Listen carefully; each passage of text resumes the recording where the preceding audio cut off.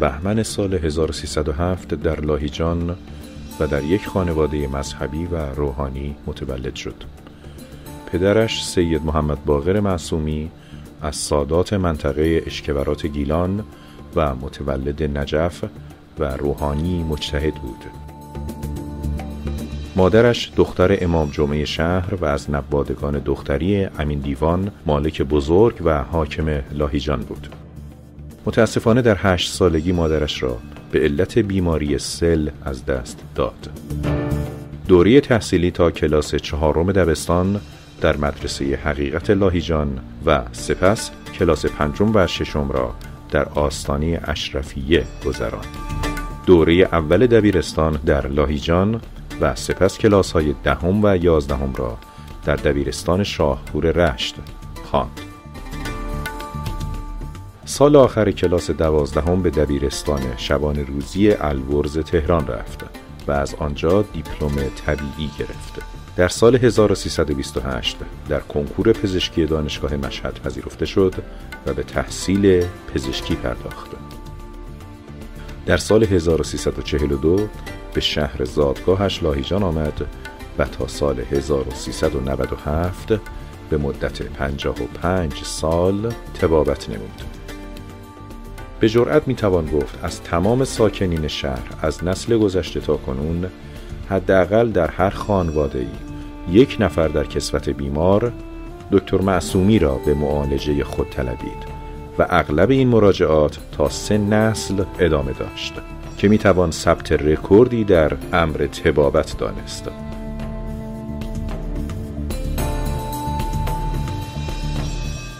در 31 مرداد سال 1348 در شهر لاهیجان ازدواج کرد. همسرش خانم نادری دبیر زیست دبیرستان‌های لاهیجان بود. ثمره این ازدواج 2 فرزند پسر و 1 دختر بود. دکتر مازیار متخصص گوش و حلق و بینی در رشت زندگی می کند. دکتر میترا دندان پزشک و مقیم امریکا و همچنین دکتر بابک متخصص طب اورژانس و عضو هیئت علمی دانشگاه اصفهان. دختر منه، این پسر منه، اینم پسر کوچیک بره.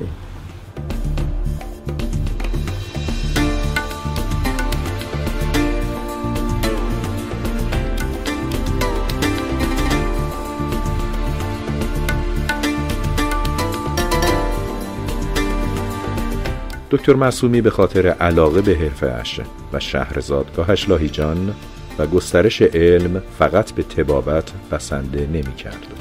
در تمام فعالیت‌های صنفی و علمی فعالانه شرکت داشت. دوره اول نظام پزشکی بعد از انقلاب در سال 1307 عضو هیئت مدیره شد که آن زمان دفتر نظام پزشکی در بیمارستان 22 آبان بود. از سال 1373 تا سال 1375 طبقه همکف مطبش را در اختیار نظام پزشکی گذاشت.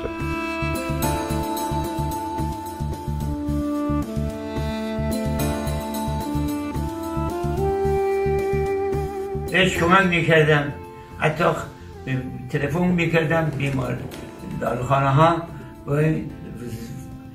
به نام من به اینا دوا بدید. خب مردم دیدن که من دوا میدم مریضا خوب میشن، میگم اون یه اصطلاح است، میگن او فلانی 10 نفر مرده همه خوب کرده، دست سبکه.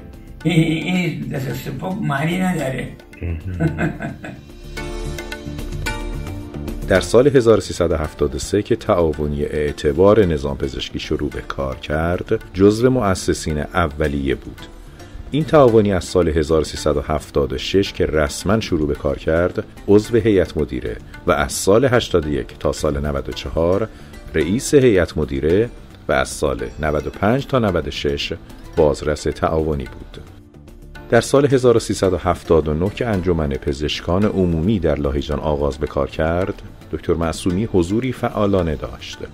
در دوره اول رئیس هیئت مدیره و در دوره‌های بعد عضو هیئت مدیره و بازرس مجمع انجمن‌های پزشکان عمومی گیلان بود.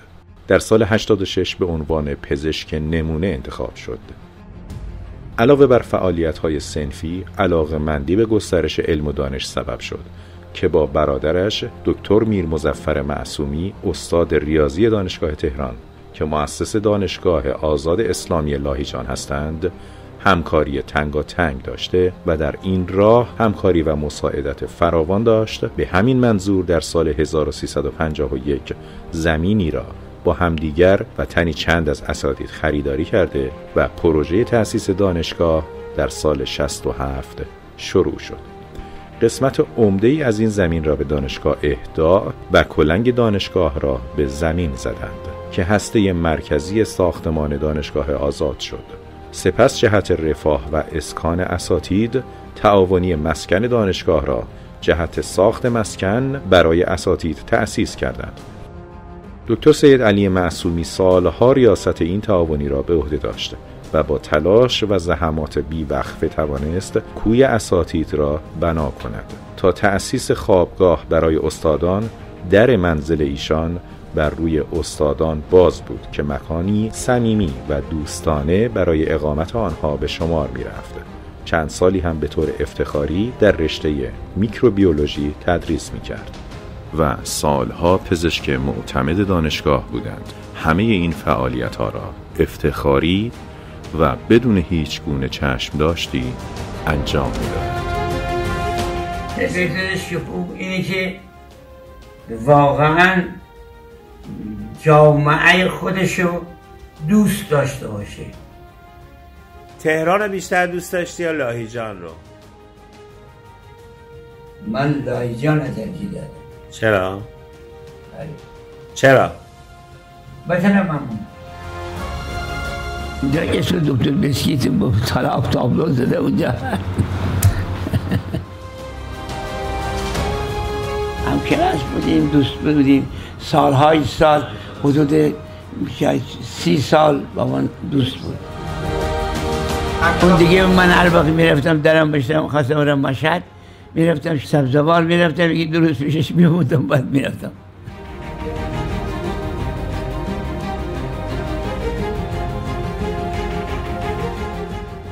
دکتر مصطفی همکلاس من بود. آقای دکتر وارسته هم فوت کرد.